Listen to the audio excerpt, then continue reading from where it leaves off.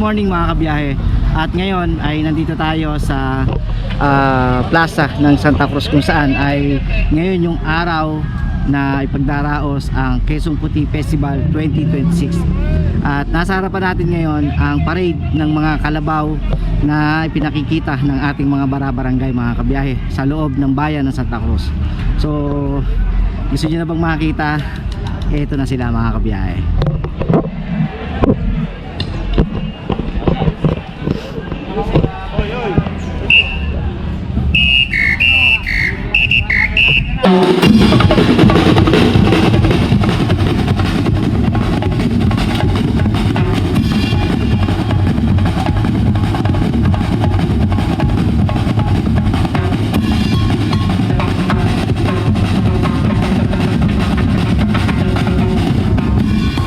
Sa ngayon ang araw ng Quezon Puti Festival 2026 June 1, at samahan nyo ako at makipag-celebrate tayo ng pagdaraos ng festival.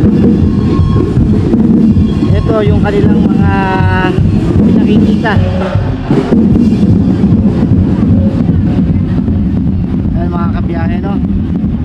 Kanilang mga barangay ay nagpakita ng kanilang mga kalabaw kung ano yung mga produkto ng kanilang mga barangay.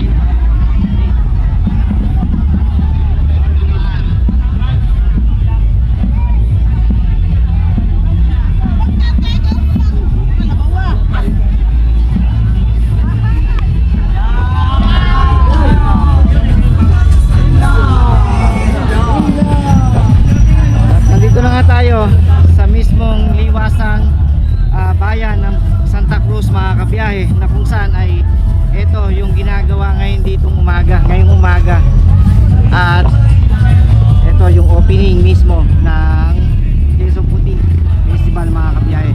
So abangan pa natin hanggang mamaya kung ano pa yung mga kaganapan dito. So inaayos na yung itong harapan ng plaza ng Santa Cruz.